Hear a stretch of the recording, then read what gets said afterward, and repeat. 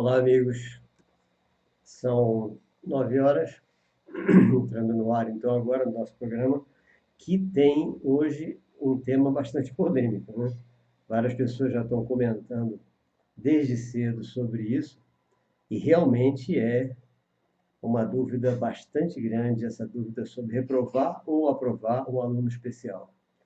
Então, nós vamos comentar sobre isso, e antes, naturalmente, eu quero mandar um forte abraço para minha tia, Isa Saraiva, que hoje está completando 101 anos. Perfeita, tá? Saudável totalmente. Então está toda alegre lá na festividade na família, no seu aniversário dos 101 anos de idade. Fantástico. Em plena juventude dos 101 anos de idade. Um abraço também, Matheus Campista, meu neto que está aqui assistindo, e todos vocês que já estão aí. E vamos agora ao tema. Tá? O primeiro tema que nós vamos ver hoje é justamente aquela do pode-se reprovar ou não um aluno de inclusão, um aluno especial incluído numa sala de aula. Bom, vamos tentar explicar a coisa bem vagarosamente para evitar dúvidas que são as dúvidas que estão aparecendo direto em vários locais. Em primeiro lugar, nós comentamos essa semana sobre a recomendação 001 de 2013 do Ministério Público da Bahia e sobre a nota técnica 04 de 2014 do MEC. Essas duas recomendações que nós comentamos, são dois vídeos que nós temos a respeito, né? Vocês devem lembrar. São vídeos rápidos, de 9 minutos, 7 minutos, 9 minutos, coisa assim. Então, esses dois vídeos mostram rigorosamente o que está acontecendo na interpretação incorreta dessa legislação. Então, o que nós temos que ver é cuidado nas interpretações para nós termos a interpretação correta da legislação. E como eu sempre digo, se alguma coisa do que nós estamos fazendo está prejudicando o nosso aluno, ou nós estamos entendendo errado a legislação, ou temos que mudar a legislação. Então, isso é fato. Nós não temos que ficar prejudicando um aluno qualquer. Então, vamos ver hoje outra coisa. Vamos ver as dúvidas mais frequentes na educação inclusiva. Então, a dúvida pior é: o aluno incluído com deficiência intelectual, atraso mental, etc., pode ser reprovado? Ou é obrigatório que esses alunos sejam aprovados? Então, vamos responder enquadrando em dois raciocínios. Tá? Vamos procurar entender bem. O primeiro tipo de raciocínio que eu gostaria que vocês fizessem é o raciocínio lógico e humano. Nós temos que lembrar que um aluno deficiente pode ser meu filho, pode ser nosso filho. Então, nós temos que tomar bastante cuidado em não interpretar que um aluno deficiente é um estorvo que está ali na sala. Se for um filho nosso, nós não vamos considerar que é um estorvo, certo? Então, vamos raciocinar logicamente e de forma humana, tá? Onde o professor, a coordenação, a escola e o sistema procuram garantir para esse aluno. Então, se eles forem lógicos e humanos, o que o professor, a coordenação, a escola e o sistema vão garantir?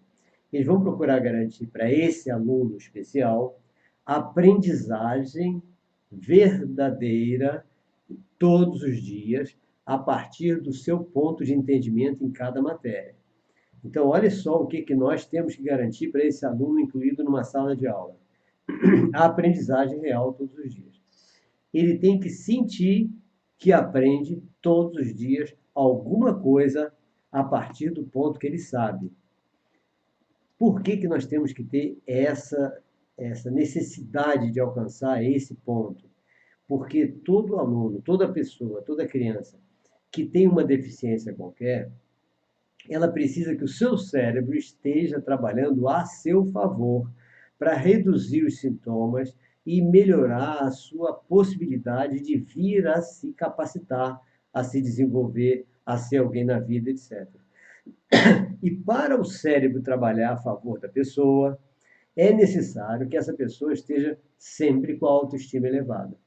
Então, o primeiro ponto é: se a criança, adolescente, seja lá quem for, especial, ele sente que todo dia está aprendendo alguma coisa, olha o termo, alguma coisa, a partir daquilo que ele sabe. Ele está com a autoestima elevada, pronto, excelente. Então, o primeiro ponto de um raciocínio lógico e humano é: temos que garantir que essa pessoa sinta que está aprendendo alguma coisa todo dia. Segundo ponto, essa pessoa tem que estar sendo estimulada ao desenvolvimento das suas habilidades, porque é exatamente a partir dessas suas habilidades que nós vamos estar preparando ele para ser autônomo um dia, para sua autossuficiência futura. Senão vai depender de pai e mãe o resto da vida. Como? Se, naturalmente, o pai e mãe é quem tem que morrer mais cedo. Então, esse é o segundo ponto de um raciocínio lógico e humano. Desenvolver habilidades para que ele possa ser autossuficiente um dia. E qual é o terceiro ponto do raciocínio lógico e humano? A sua socialização. Então, nós temos que estar promovendo a socialização dele com os colegas, normalmente da mesma faixa etária, que é o ideal, visando o quê? Prepará-lo para a convivência social futura no seu trabalho. Com esses 3 pontos, raciocinando nesses 3 pontos, nós vamos ver que tudo fica fácil na hora de pensar em prova, em atividade, em tarefa, em aula, em tudo. Porque nós temos que o tempo todo estar raciocinando baseado no alcance permanente, diário desses 3 pontos. Se por acaso nosso método, nossa forma de dar aula, nossa forma de acompanhar esse aluno não alcança um desses 3 pontos, nós estamos errados. Tá? Então, esse é raciocínio lógico e humano. Tem mais. Nesse caso, então, o aluno tem que estar em uma sala de aula com colegas da sua faixa etária. É o ideal. Para a gente incluir um aluno numa sala de aula, as legislações dizem, em primeiro lugar, verificar o nível intelectual do aluno para tentar colocá-lo numa sala que tem o mesmo nível que ele. Alguns alunos especiais, nós podemos fazer isso. Outros alunos especiais nós não podemos fazer, porque o nível intelectual dele está tão mais abaixo da turma da idade dele, que se nós colocarmos esse aluno junto com a turma do nível intelectual que ele está, ele vai ser, digamos, um adolescente numa turma de pré-púberes. Não pode. Não tem como fazer isso. E ele vai se sentir muito mal numa turma de crianças pequenas. Então, primeira tentativa de localizar, de colocar, de incluir esse aluno é numa turma que tem o mesmo nível intelectual que ele. Primeira tentativa. Se a diferença é muito grande na cognição, na intelectualidade, tá? A disparidade entre idade e intelectualidade, então nós não podemos fazer isso. Nós temos que partir para quê? Uma turma que tenha mais ou menos a sua faixa etária, esteja próxima da sua faixa etária. Então ele vai ser incluído numa turma da idade dele, o próximo da idade dele, mas com um nível intelectual bem defasado daquela turma. Por quê? Porque não podemos colocar esse aluno numa turma de nível dele, porque senão vai ter uma disparidade cronológica, idade cronológica, que não vai ser socialmente correta. Nenhum pai vai querer a sua filha impúbere com um colega de sala de 17 anos de idade. Então, não pode fazer isso. Então, a segunda parte de toda a legislação é essa. Primeiro, tenta-se isso, depois a faixa etária. Pronto. Feito isso, ele vai estar nessa sala de aula, com os colegas da sua faixa etária, de preferência, e ele tem que estar aprendendo, ele tem que sentir que está aprendendo os mesmos temas de seus colegas. Digamos que a diferença de idade dele é muito grande. Então, ele tem que sentir que está aprendendo o mesmo tema dos seus colegas, para que ele se sinta que está convivendo com eles numa mesma preocupação temática. Então, por isso, tá, que nós temos que tomar bastante cuidado nessa parte. Os livros didáticos não estão nos ajudando, porque os livros didáticos, digamos, do 8º ano, ele tem temas completamente diferentes do livro didático do 1º, do 2º, do 3º ano. Então, isso significa que para nós fazermos isso que eu estou falando, que é o certo na educação inclusiva, nós temos que mudar. O aluno tem que estar usando o livro do 8º ano. e é o professor, por enquanto, quem tem que pegar aquele tema do oitavo ano, aquela figura daquele capítulo, aqueles desenhos daquele capítulo, tudo daquele capítulo, e botar um texto adaptado ao nível intelectual desse aluno. Então, isso é uma coisa que nós estamos batalhando junto a algumas editoras para que elas facilitem esse trabalho, que por enquanto está pesado, caiu só para o professor. Mas tem que ser assim. O aluno tem que sentir que está aprendendo, está estudando o mesmo tema que seus colegas. Apenas o conteúdo que ele vai falar sobre o tema é que é diferente. Tá? Vai ser dentro do seu próprio nível de entendimento. Agora, esse aluno tem que todo dia avançar um pouco mais no seu conhecimento, avançar um pouco mais no desenvolvimento das suas habilidades e estar sempre se sentindo muito bem na socialização com seus colegas. Então, esses 3 pontos nós não podemos esquecer nunca. Tá? Então, todos os dias, a manutenção ou a elevação da autoestima desse aluno é importantíssima, é ponto importante. Porque aí o seu cérebro, como eu falei, estará sempre trabalhando para reduzir as suas dificuldades e, com isso, a cada dia que passa, ele vai ficar com mais facilidade de aprender, mais facilidade de se desenvolver. Seja que tipo de deficiência ele tiver. Tá? Isso é muito importante. Tá? Ele sempre vai melhorar. Agora, nesse caso, então, continuando com o raciocínio lógico e humano, o aluno vai ter as suas atividades, as tarefas para casa, tá? Os testes, as provas, todas com os mesmos temas dos colegas de sua turma, mas com roteiros, exercícios e questões adaptadas ao seu nível de entendimento para que ele sempre sinta que está entendendo tudo e aprendendo alguma coisa todos os dias. E, obviamente, num teste, você só pode colocar num teste as coisas do nível dele. Tá? Então, isso é básico. Nada pode ser dado ao aluno em um nível que ele não entenda. Por quê? Que ele não entende ainda. Por quê? Porque isso só vai servir para baixar a sua autoestima. Se esse aluno recebe um teste, uma prova, uma tarefa para casa, e ele não entende, baixa a autoestima dele. E o pior, quando chega em casa, o pai se decepciona, porque os pais às vezes não querem perceber a deficiência do filho. Mas ele só percebe que o filho não está conseguindo resolver o dever de casa. Aí ele se decepciona. Essa decepção passa para o filho. O filho baixa a autoestima. A dificuldade dele continuar aprendendo vai ser muito maior. Tá? Então, isso é básico, é importantíssimo. Nós temos que tomar bastante cuidado com essa parte de esse aluno estar sempre recebendo tarefas no nível que ele entenda.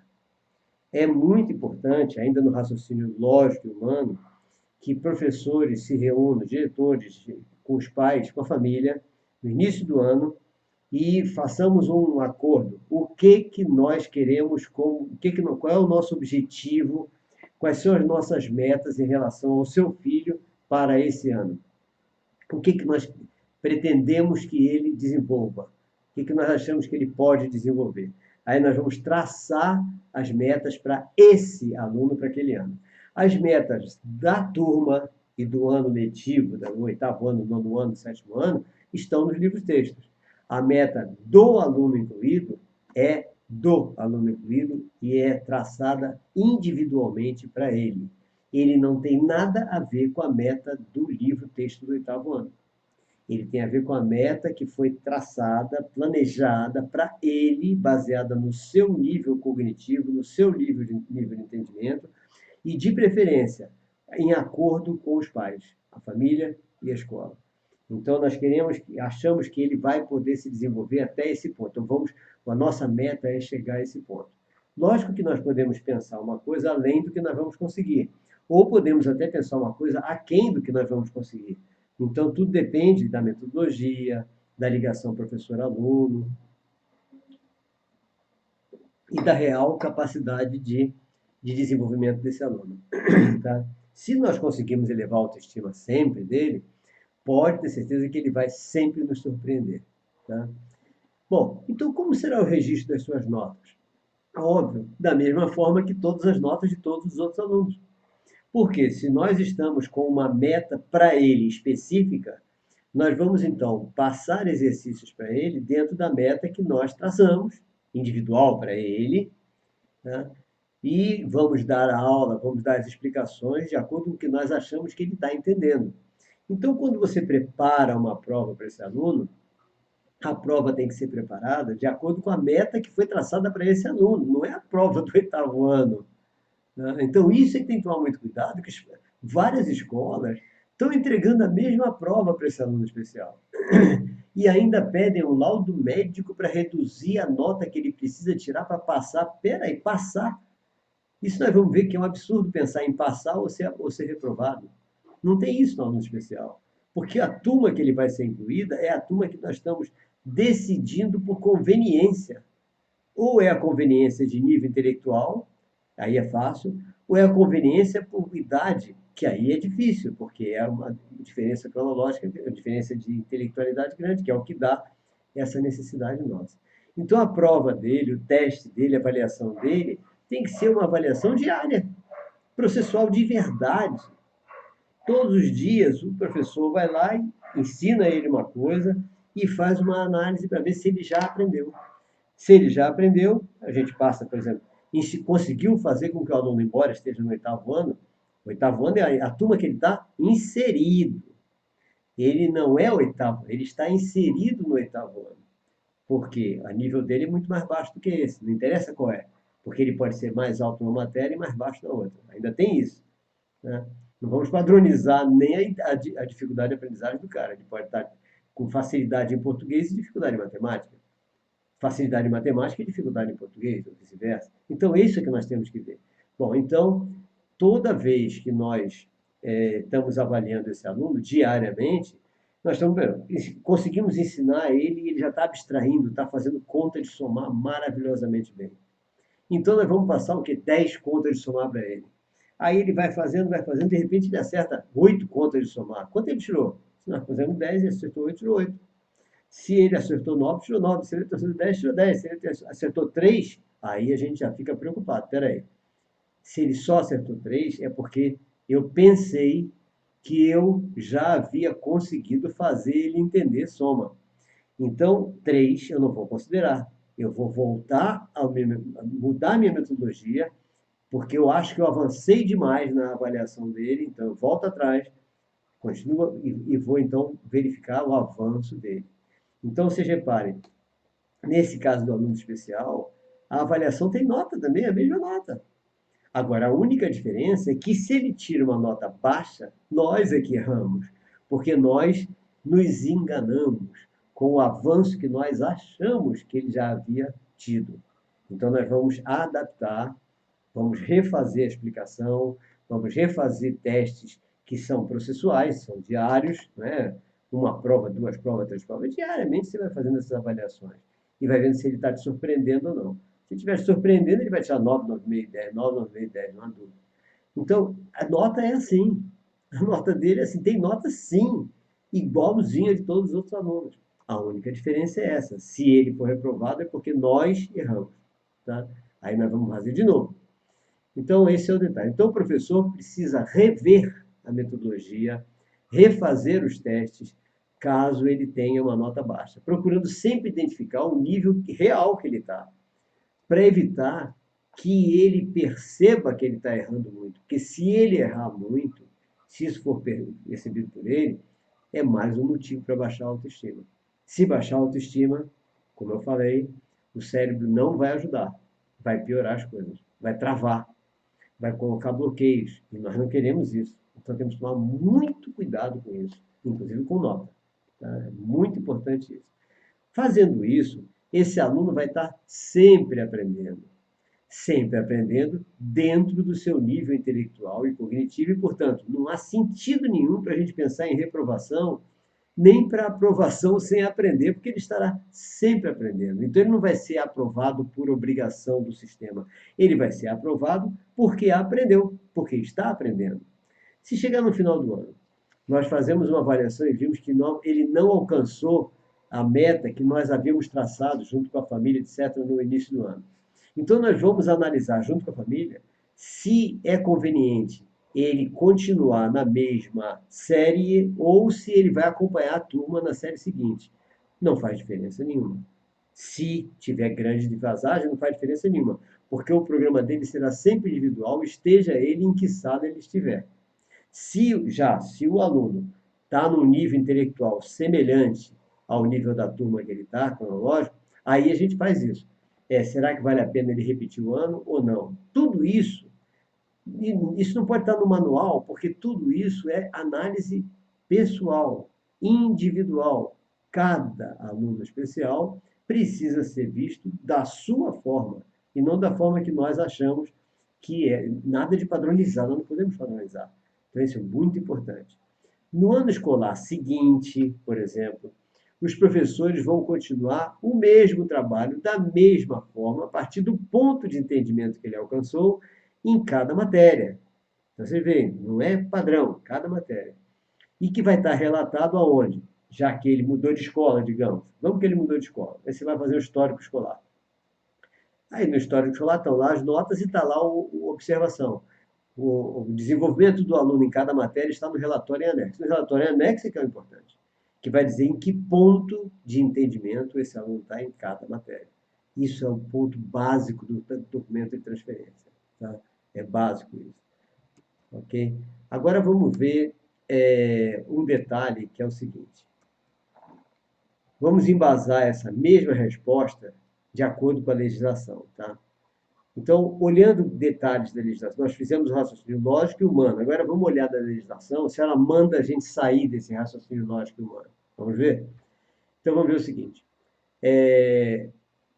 O aluno tem que estar em uma sala de aula com colegas da sua faixa etária, sentindo que está aprendendo os mesmos temas que seus colegas, embora cada um em seu próprio nível de entendimento. Foi o que eu acabei de falar. Agora, então, vamos ver se isso pode ser feito mesmo ou não. A lei, a LDB, que é a Lei 9.394 de 96, no seu artigo 59, diz o seguinte: os sistemas de ensino assegurarão aos educandos com necessidades especiais currículos, métodos, técnicas, recursos educacionais e organização específicos para atender às suas necessidades. Então, essa lei já diz que nós estamos certos. Ou seja, que cada aluno tem que ter toda uma adaptação de método, currículo, técnica, recurso, etc., para atender às suas necessidades, e não a necessidade da turma. Tá? Vamos para a lei de inclusão? A lei de inclusão, que é a Lei 13.146 de 2015, no seu artigo 27, diz o seguinte: a educação constitui direito da pessoa com deficiência. Direito, não é obrigação, é direito.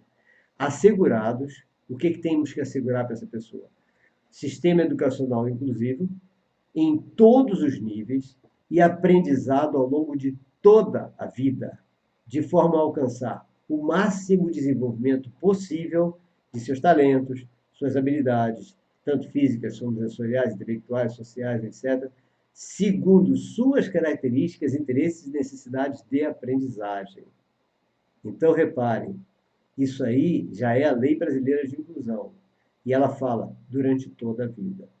Então, reparem que várias pessoas me perguntaram sobre o certificado de terminalidade específica. O que é isso? Para mim, é uma enganação, mas está nas legislações.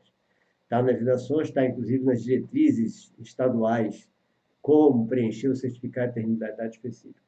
Esse certificado, teoricamente, na legislação toda, diz que é para quando esgotarem-se todos os recursos para o desenvolvimento desse aluno, é preparado um certificado de terminalidade específica, porque não podemos mais fazer mais nada, entrega, não diz isso na legislação, né? Mas quando esgotar todos os recursos. Isso significa, quando nós acharmos que não temos mais o que fazer com esse aluno, faz o certificado e entrega, toma que o filho é teu. Ou seja, certificado é uma lavo as mãos, não tenho mais o que fazer com essa criança, com esse adolescente. Ele pode ser dado para alunos de 16 a 21 anos de idade. E a legislação, a Lei Brasileira de Inclusão, não diz isso. Ela diz o quê? Que a educação tem que ser por toda a vida. E que história é essa de esgotar todos os recursos para um aluno? Em que momento os recursos estão esgotados? Quem diz isso? Quem determina isso? Então, é uma coisa que nós temos que pensar bastante. Certificar a terminalidade específica está sendo usado também para o aluno superdotado, para ele parar a escola antes do tempo e poder entrar na faculdade. Está cheio de gente fazendo isso, tanto nos Estados Unidos, onde começou, como em vários países do mundo e no Brasil também. A maioria dessas crianças que saíram dessa forma estão com problemas de depressão. Eu sou totalmente contra você avançar uma pessoa porque é superdotada. Feito esse da Inglaterra, agora com 3 anos, que descobriram que tem um QI superior ao de Einstein e de Stephen Hawking, QI 176. Né? Absurdo. Primeiro que QI já está fora de moda, mas tem a tal da Mensa, né?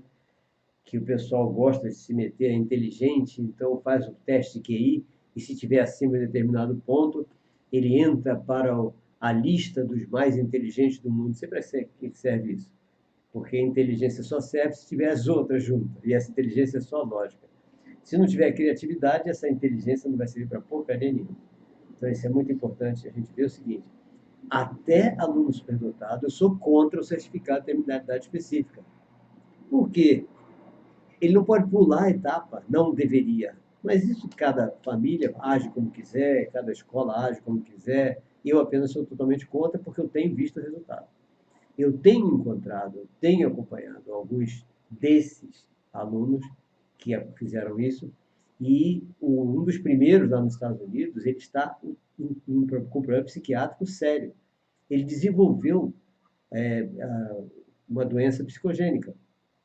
Eu não me lembro se foi esquizofrenia, junto com psicopatias, etc. Ou seja, peraí, por quê? Simples, porque o intelecto humano ele vai se desenvolvendo cronologicamente. Ele pode estar super inteligente, temos até que ver por que essa super inteligência. Pode ter havido um erro. Então, se nós pulamos etapas na evolução da criança e do adolescente, nós vamos prejudicá-lo de alguma forma. E uma das formas que ele vai ser prejudicado é a parte emocional. A lógica, tudo bem, mas a parte emocional vai ser prejudicada. E é isso que eu tenho visto. Eu não estou falando teoria, eu estou falando que estou vendo, estou acompanhando pessoas assim. Né? Então, eu sou totalmente contra, estou acompanhando alguns superdotados, que dizem superdotados, e todos eles eu impedi totalmente deles mudarem, pularem séries. Não acho melhor, não acho isso conveniente. Então, pelo que vocês viram, certificado de terminalidade específica, para mim, é uma enganação. Tá? Vamos ver mais.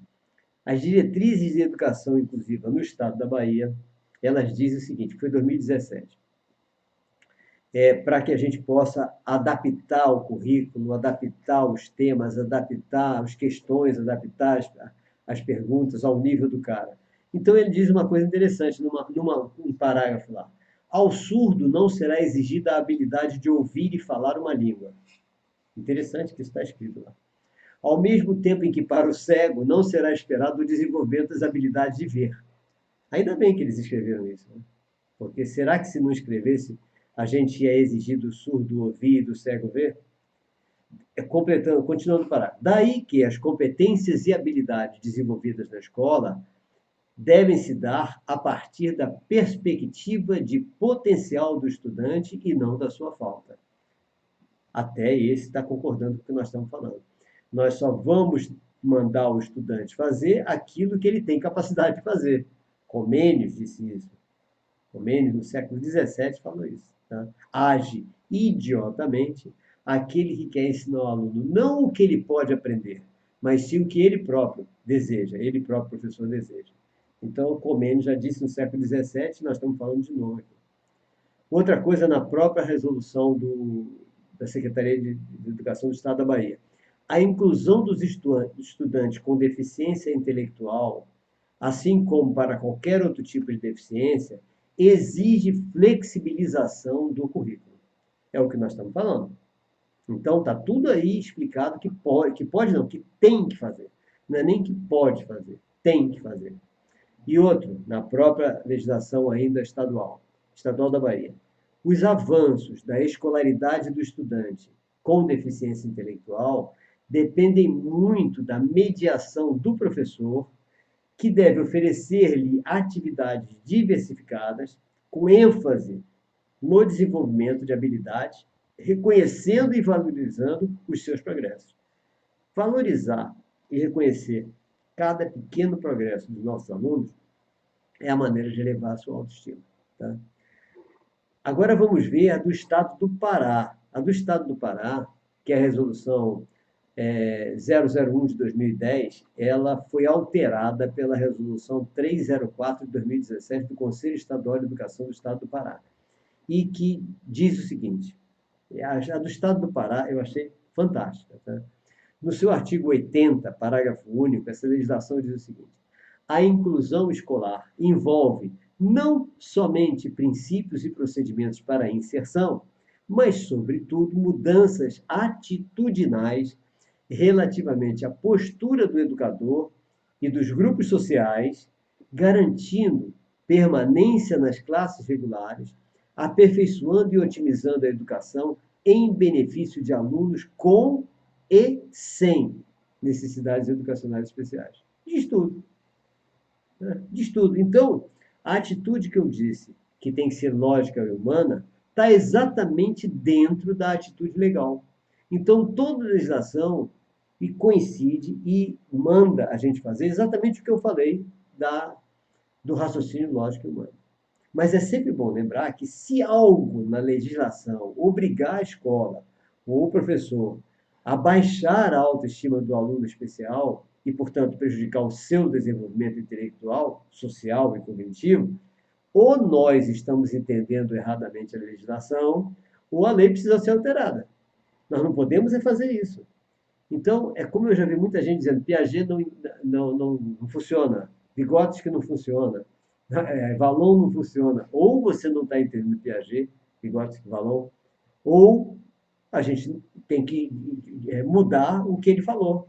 E como ninguém mudou o que ele falou até agora, é porque nós estamos entendendo errado. Quer dizer, quem está dizendo isso, né? E as pessoas às vezes falam sem nem experimentar, né? Vamos analisar agora duas diferentes atitudes didáticas, vamos ver na prática, né? A primeira, infelizmente, muito comum, tá? E o seu enquadramento, tanto na legislação como na responsabilidade lógica e humana que nós falamos agora, para a pessoa com dificuldade de aprendizagem. O caso é o seguinte, vamos analisar aqui uma aula de matemática, o tema, como eu vivo falando sobre esse tema de matemática, que foi um tema que me desafiaram, eu tive que dar uma aula assim, o tema é seno e cosseno. Para que tipo de aluno? Aluno nono ano do ensino fundamental, que é onde aprende essa seno e cosseno. Tá? Na sala nós temos dois alunos incluídos. Temos o aluno X, com deficiência intelectual leve, cujo nível de raciocínio lógico-matemático vai se equiparar ao terceiro ano do ensino fundamental, digamos assim. E um aluno Y, com deficiência intelectual mais grave. E o nível dele está aproximadamente primeiro ano, aproximadamente alfabetização. E ainda não tem capacidade abstrativa, ele não consegue abstrair ainda. Tá? Aí vamos ver duas atitudes, o professor A e o professor B. O que o professor A vai fazer? O professor A dá a sua aula expositiva normal, ensina todos os seus alunos a realizar os cálculos, passa uma lista de exercícios, daqueles exercícios exatamente como estão no livro texto. Tá? Passa a tarefa para casa com esses mesmos exercícios para todos os seus alunos, incluindo os especiais. Tá? No momento da avaliação, ele passa para os seus alunos testes e provas com esse mesmo tipo de exercício. Aí, na hora que ele vai corrigir as tarefas, ele leva um susto, porque ele percebe o seguinte, que os alunos que estão no nível de entendimento do nono ano conseguem resolver tudo direitinho. E os alunos que não estão nesse nível tiram zero na prova e ele leva um susto. Ué, esses alunos tiraram zero. Aí, no final do ano, ele aprova esses alunos porque eles são alunos especiais, alunos de inclusão. O que aconteceu aí? Ou seja, esse cara destruiu esses alunos. Primeiro, ele não ensinou nada a esses alunos. Eles não aprenderam nada o ano inteiro. Não, porque eles estavam jogados ali no canto da sala. Ele estava dando aula para os outros e abandonou esse. E na hora da prova, ele entregou uma prova que os caras não entenderam nada. Para eles era grego, tiraram zero na prova. E chegou no final do ano, o boletim estava 0, 0, 0, 0, 0. Observação, aprovado por ser especial. Ele não pode aprovar se ele não aprendeu. Se o aluno não aprendeu, não pode ser aprovado, tem que ser reprovado. Mas não aprendeu por culpa do aluno ou por culpa do professor? Não aprendeu porque ninguém ensinou. Então vai reprovar porque ninguém ensinou? Você não pode reprovar porque ninguém ensinou. Então, olha o dilema aí. Então está tudo errado. O que esse professor fez não tem nenhum sentido para a educação exclusiva. Inclusiva. É uma educação exclusiva, aliás. Mas é uma educação exclusiva o que esse professor fez. Vamos ao professor B. O professor B entra na sua sala e faz um verdadeiro marketing sobre o tema da aula seno e cosseno. Coloca as figuras do quadro, aquela árvore, um rio, não sei o que, desenha e mostra aquele desenho bonito da árvore, a distância, um observador e tudo, e fala para que serve. A gente está distante, quer descobrir a altura da árvore, então com seno e cosseno a gente vai descobrir e tudo. Faz o marketing da aula. Pronto. Feito o marketing, ele separa os alunos em grupo e distribui os roteiros para que cada grupo estude as explicações que estão escritas no livro e inicie a resolução dos exercícios. Todos vão saber fazer? Não. Alguns podem até entender, ao ler o livro-texto, já começar a resolver entendendo. Mas muitos alunos vão ter dificuldade, mesmo estando no nível do nono ano, porque uma das coisas que nós temos observado muito em todas as escolas é que os alunos não estão sabendo ler, não estão sabendo interpretar. Não é ler, ler ele até lê, mas não estão sabendo interpretar o que lê. Então, esse é mais um motivo para a gente botar eles para lerem e tentar ver se eles conseguem entender os textos que eles estão lendo de matemática, no caso, seno e cosseno. Então, distribui os roteiros, e que tem as explicações escritas, e manda eles começarem a resolução dos exercícios. O professor vai de grupo em grupo, mas não vai ainda. Vamos ver agora o que ele fez com os especiais. Os alunos especiais, ele separa, coloca num grupo e coloca junto com esses alunos especiais algum aluno que demonstre uma capacidade de monitoria. Isso é o ideal. A gente sempre vai escolher isso numa hora, em um determinado momento. Se já tiver, ótimo, já põe lá. Esses alunos já estão preparados, que eles vão ajudar os alunos especiais a resolver os problemas que estão lá, os problemas cujo texto está no nível deles. Tá? Nós vamos ver como é esse texto. Se não houver esse tipo de aluno, o professor vai preparar alguns para essa tarefa. Tá? O roteiro do aluno X e do aluno Y, que são os dois especiais que nós estamos dando como exemplo, tem os mesmos desenhos, a mesma capa, as mesmas cores, as mesmas figuras, tudo direitinho que todos os outros roteiros. Mas os exercícios e os textos estão adaptados aos seus respectivos níveis de entendimento. É isso que toda a legislação falou até agora. Então nós temos que fazer isso. Ou seja, como é isso? O do aluno X, lembram que ele está no nível mais ou menos de terceiro ano. O texto pede para ele usar uma reguinha para medir a distância da árvore para o observador e anota lá. Para medir a altura da árvore, anota lá. Para medir a altura do edifício, anota lá.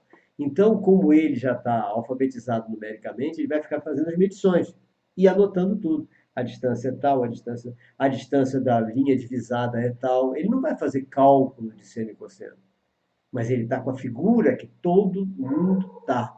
Ele está com aquele tema e está anotando as distâncias todas. E o do aluno Y?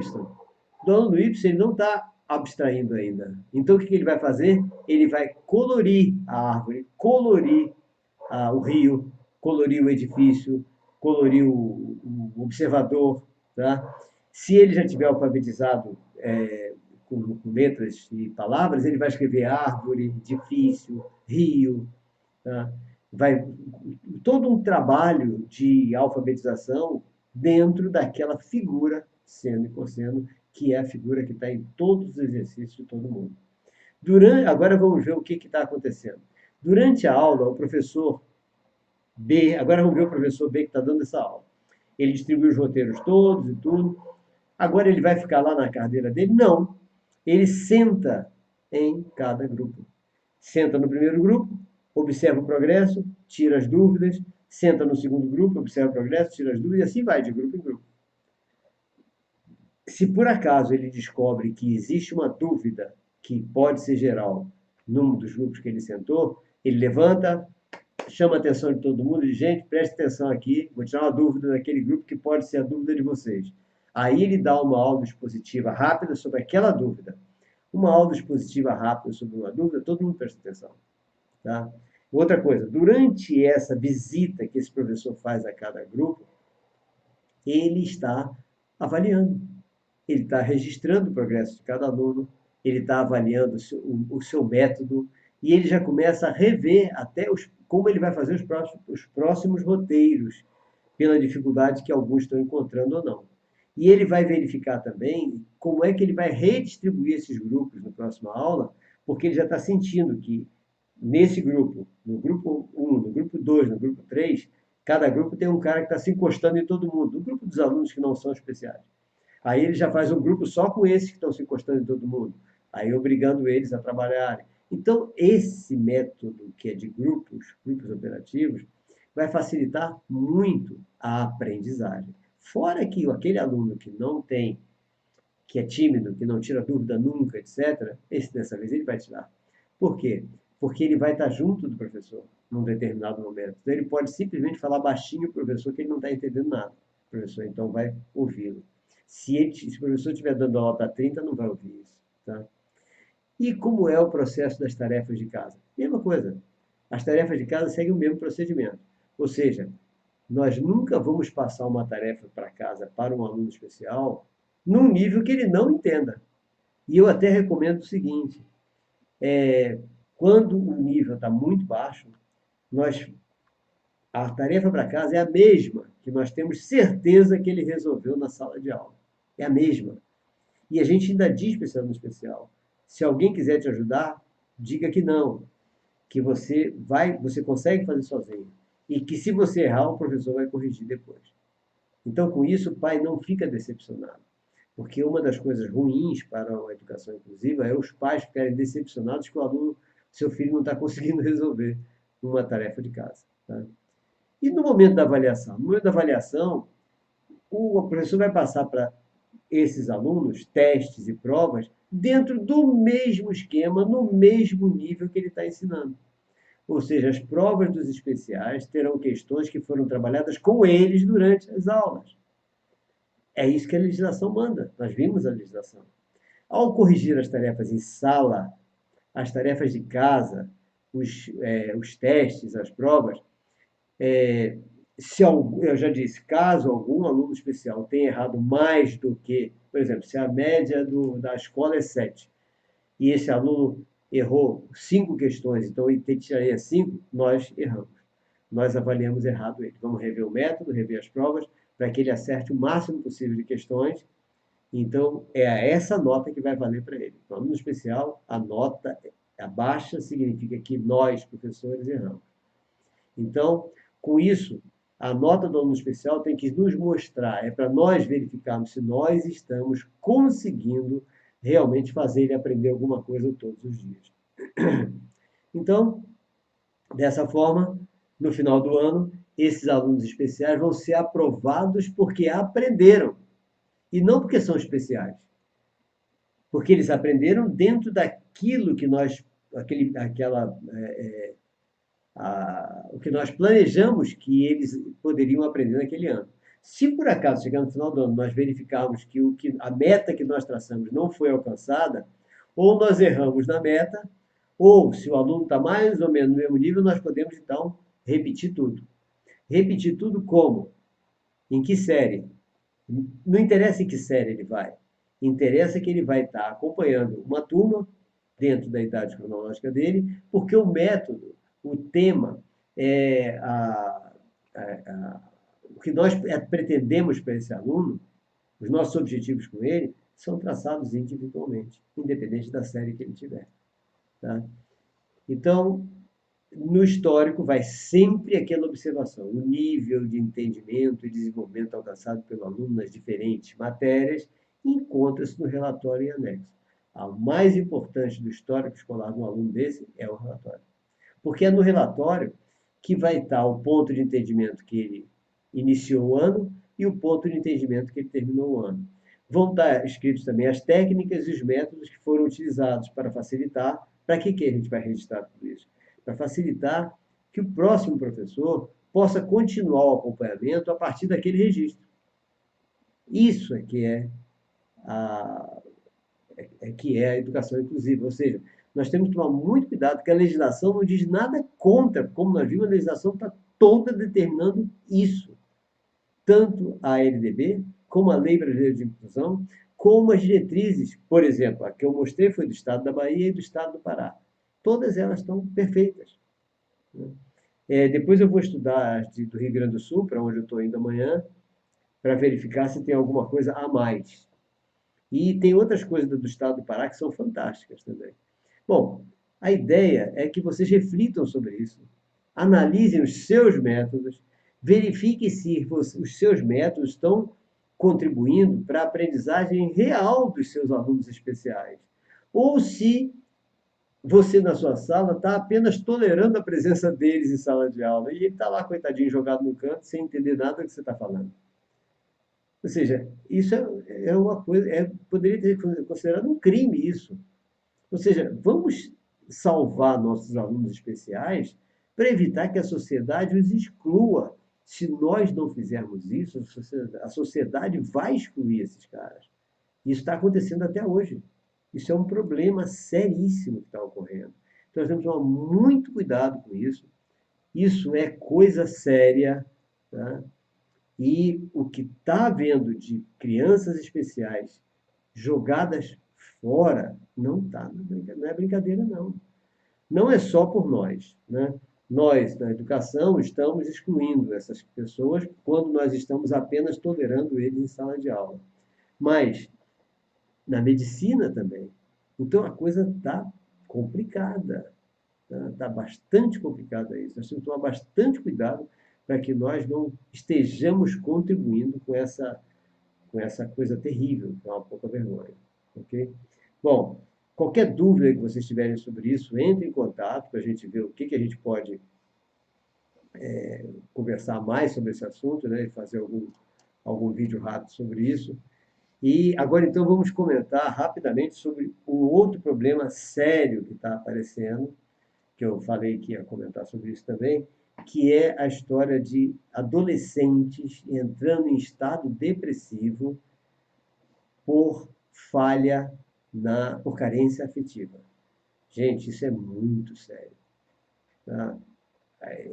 A adolescência é uma fase da vida muito perigosa, porque é a hora em que começam as atrações físicas, atrações sexuais, a atração de namoro, que é quando as crianças, os adolescentes já começam a se interessar pela outra pessoa. E quando esse interesse não é correspondido, isso para qualquer um de nós, o interesse não correspondido, é ruim para o coração. Para o adolescente, pode ser fatal. É muito perigoso. Então nós temos que tomar bastante cuidado com essa carência afetiva, porque o adolescente fica totalmente vulnerável a um monte de besteira. Entre elas, automutilação, baleia azul, aquelas porcarias todas que estão acontecendo o tempo todo. Então, quando acontece uma coisa dessa, uma criança começa a se cortar. Aí entra todo mundo em desespero, avisa a mãe do menino, manda entrar vai fazer chamar um psicólogo, coloca ele num tratamento psicológico correndo, porque ele está se cortando. Espera aí. Em primeiro lugar, vamos tratar os pais. Tá? Quem tem que se tratar são os pais. Por quê? Porque se esse garoto está se cortando, é porque ele está numa carência afetiva e nem percebeu que está. Então, isso é um perigo. Eu tenho tido, volta e meia eu comento sobre isso, que os pais têm que ser tratados, e eu tenho visto vários pais chegarem para mim e disserem, eu levei meu filho para psicólogo, e chegou lá e disse que o problema não é meu filho, o problema sou eu. Essa é a verdade, é a verdade. Se a carência está havendo carência afetiva, o problema é nosso. Então vamos ver o que significa uma carência afetiva para que nós possamos evitar isso. Para começar, tem duas carências afetivas aí importantes. A carência afetiva materna e a carência afetiva paterna. Então, temos que tomar o máximo de cuidado, porque para o menino, A carência afetiva paterna, e eu já falei isso, ela é a pior coisa que existe. Para vocês terem uma ideia, no último pesquisa que foi feita por um cientista nos Estados Unidos em relação aos school killers, que são aqueles adolescentes que entram na escola atirando em todo mundo, que virou moda nos Estados Unidos e o mundo começou a imitá-los. A única, o único ponto em comum que todos os school killers têm, único, é a carência afetiva paterna. Muitos têm carência afetiva da mãe também, carência afetiva de outras coisas, muitos têm problemas sexuais, de falta de entendimento, etc. Mas o único ponto em comum entre todos eles é a carência afetiva paterna. Isso chama atenção. Chama atenção para o pai, o homem na função de pai. O homem na função de pai, ele, se não quiser perder seu filho, ele tem que tomar muito cuidado com essa carência afetiva dele em relação ao seu filho. Em relação à sua filha também, mas só que em relação ao seu filho, é o que nós estamos vendo nas pesquisas, que é o mais perigoso que existe. Então, é importante que o pai se aproxime sempre do seu filho. Está separado, mas aproxime-se do seu filho. De todos os dois, do filho, do homem, filho homem e mulher, mas do filho principalmente. Essa aproximação é necessária. E muitas vezes, ainda tem um detalhe, o filho rejeita o pai. Por que que rejeita o pai?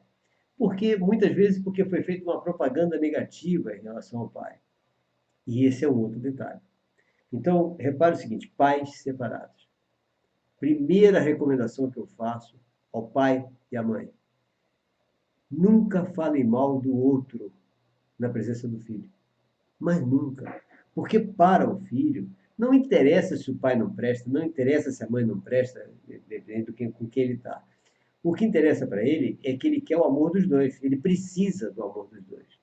Então, se um fala mal do outro cônjuge, obviamente vai estar fazendo com que haja uma rejeição a esse cônjuge. Essa rejeição é perigosíssima, porque ele rejeita, mas precisa. E essa rejeição pode acabar forçando esse rejeitado a se afastar mesmo desse filho. Pronto. Se ele se afastar por raivinha, porque o filho está rejeitando, qualquer coisa assim, aí que a coisa enrola. Então, primeiro passo, por isso que os pais é que têm que fazer um tratamento psicológico, não é o filho. Primeiro passo é pai e mãe separados. Eles têm que se convencer, os dois têm que se convencer de que quando não tiver com o outro perto, só pode falar do outro qualidades. Isso é básico. Mesmo que você deteste o cônjuge, o ex-cônjuge, você tem que descobrir quais são as qualidades dele. Porque é só qualidade que você está autorizado a falar com seu filho. Defeito, jamais. Jamais. Deixe seu filho descobrir os defeitos. E até quando disser assim, mas todo mundo tem defeito e tal, ele deve ter tido um motivo para ter esse defeito, ela deve ter tido um motivo para ser assim. Você tem que, inclusive, defender o ex-cônjuge. Eu sei que é difícil, mas tem que fazer. Porque é a saúde mental de seu filho que está em jogo. É a felicidade de seu filho que está em jogo. Então, esse ponto, a partir do momento que os cônjuges separados começam a agir dessa forma, pode ter certeza que não vai ter baleia azul, não vai ter automutilação, não vai ter depressão, não vai ter coisa nenhuma, não vai ter é, é, tristeza porque o namorado ou a namorada largou, não quer ele, não vai ter nada disso, porque ele está bem emocionalmente, está estruturado emocionalmente, ele ou ela, né? Então, esse ponto é básico. Tá? Por isso que eu concordo com todos os psicólogos que dizem para os pais separados que levam o filho para tratar, que quem tem que tratar são eles. Então, gente, vamos avisar nossos amigos, nossos parentes, a todo mundo, isso que eu acabei de falar. Porque isso é fundamental. Se nós conseguirmos convencer a todas as pessoas que estão separadas que tem que descobrir todas as qualidades do cônjuge, porque só do ex-cônjuge, porque só as qualidades são permitidas a aparecer num diálogo desse com o seu próprio filho. Aí, mas você separou por quê? Não, a gente não se deu bem. conjugalmente não se deu bem, mas ele tem várias qualidades, ela tem várias qualidades. Tá? Isso é super importante. Eu não estou falando teoria, de novo, não estou falando teoria, tá? Porque eu já tive conversando com muitos casais que estavam com problemas seríssimos em relação aos seus filhos, casais separados. E alguns deles foi até difícil eu conseguir convencer disso que eu acabei de falar, tá? Mas acabei conseguindo convencer. E a criança mudou, o adolescente mudou completamente. Então isso é fundamental, muda mesmo. E se eles insistirem teimosamente, como um chegou no início só, depois ele se convenceu, dizendo como é que eu vou achar alguma coisa de bom nela que ela não presta? E ela falando mesmo dele. Mas eu vou descobrir o que de bom nele se ele nunca prestou? Aí eu até digo, não, vocês têm alguma coisa, ninguém é só ruim. Não existe ninguém só ruim. A pessoa pode ser péssima, mas alguma coisa de bom deve ter. Né? Então, isso a gente vê em todas as pessoas. Você encontra uma pessoa que ela é tudo de ruim para você. Deve ter uma qualidade. É essa qualidade que a gente tem que descobrir. E tem que nem pensar na parte ruim, se essa pessoa é seu ex-cônjuge. Tá? Aí pode ter certeza que não vai ter problema. Nenhum problema. E isso é fundamental, mas é fundamental mesmo. Agora, o que a gente vai fazer com a criança cujos pais não têm acesso? Você não tem acesso a eles. Então, como é que você vai convencer esses caras a ter em casa uma vida normal? Esqueci de falar uma coisa. E o pai que não está separado? Família que não está separada. E que vive brigando. Oh, meu Deus. Aí então é terrível, porque está na cara ali. Eles não conseguem se conter e estão brigando em casa. Então, se nós tivermos acesso, nós vamos ter que mostrar o que eles estão construindo em casa. Para que eles, na hora que quiserem discutir, saiam de casa. Vai para algum canto discutir, mas não na frente do filho. A discussão na frente do filho é destruidora da estabilidade emocional desse filho. E essa destruição vai refletir brevemente. Então, nós temos que tomar bastante cuidado com isso, mas muito cuidado mesmo. Porque é exatamente o que nós estamos vendo hoje. As pessoas não estão ligando para discutir na frente dos filhos. E as pessoas separadas não estão ligando para falar mal do outro. Então, com isso, nós estamos vendo essa sociedade, essa juventude, esses adolescentes, assim como está. Todo mundo carente, todo mundo com problema, todo mundo se cortando, todo mundo entrando nos baleias azuis da vida, todo mundo fazendo besteira, entrando na maconha, na droga, não sei o que, nisso tudo, por causa disso. Então, gente, esse segundo assunto nosso, que é o assunto esse assunto final nosso, ele é tão importante quanto o primeiro. Tá? O primeiro, da educação inclusiva, é para a gente salvar aquelas pessoas que dependem da gente. Imagina um deficiente intelectual, que aliás é o curso que eu vou dar agora no Rio Grande do Sul, que não tem esse auxílio, ele vai ser deficiente intelectual brabo a vida inteira. E esse segundo, para a gente salvar essas crianças também, que estão se cortando, se automutilando, essa coisa toda. Ok? Bom, gente, amanhã, então, eu estarei indo para Passo Fundo, no Rio Grande do Sul, onde nós vamos começar um curso sexta, sábado e domingo. Então, eu vou amanhã, de manhã, chego lá no final da tarde, no final da tarde. E, então, a partir de amanhã, eu já estarei em Passo Fundo, no Rio Grande do Sul.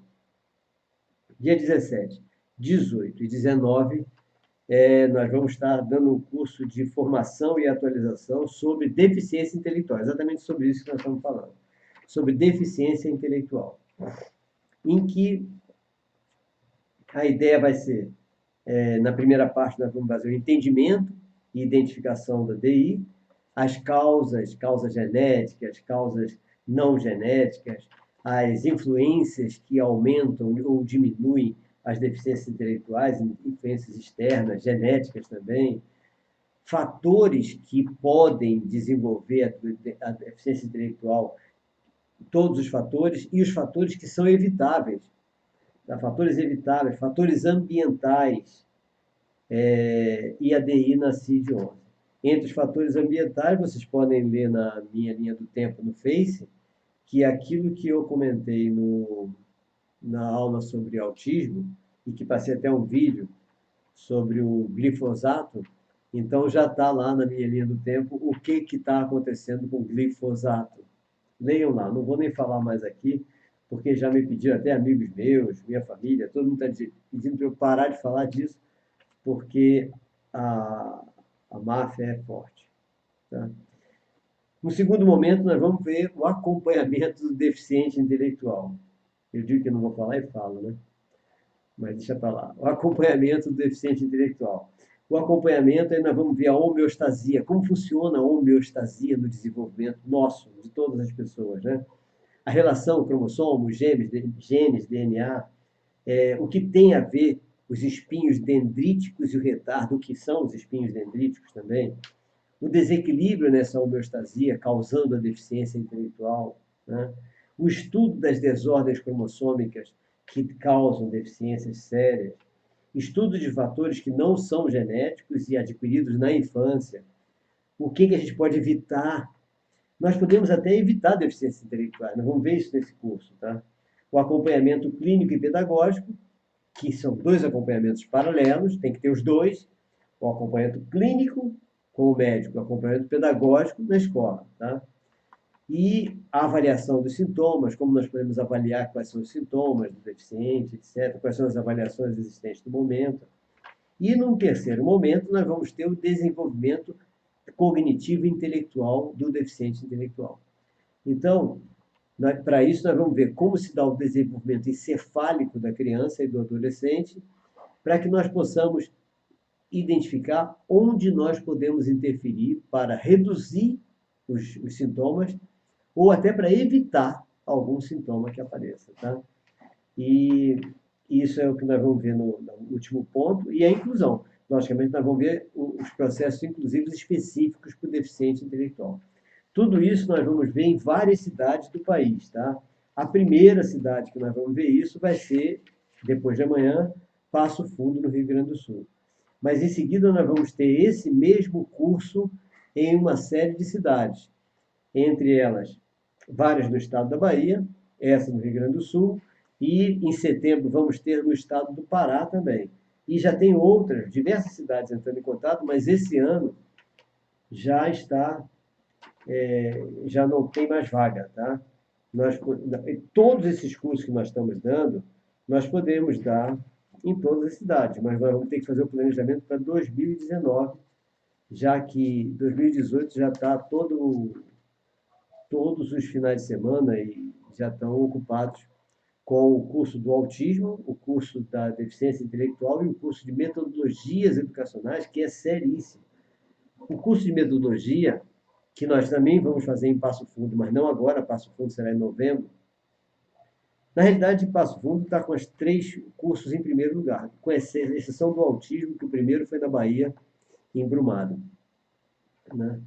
E então, esses 3 cursos, o terceiro curso, que é o Metodologia, é exatamente uma análise de tudo que a gente pode fazer na escola, na educação, na sala de aula, não é só para o autista, não é só para o deficiente intelectual, não é só para o síndrome de Down, é para desenvolver a inteligência e proporcionar uma aprendizagem real para todos os alunos. Então, o processo metodológico, o curso sobre metodologia educacional, que em Passo Fundo será em novembro, eu acho assim um dos mais importantes, não que os outros não sejam, mas um dos mais importantes para a educação em geral. Porque nós vamos quebrar algumas barreiras que estão destruindo a educação do país. Só para lembrar algumas delas, né? Prova. E eu já tenho um vídeo sobre isso. Provas marcadas. Para que serve uma prova marcada? Então, reflitam sobre isso. Uma prova marcada, você fica satisfeitíssimo porque seu filho tirou uma nota maravilhosa. O professor fica satisfeito porque acha que os alunos aprenderam tudo. O aluno fica satisfeito porque teve uma nota excelente.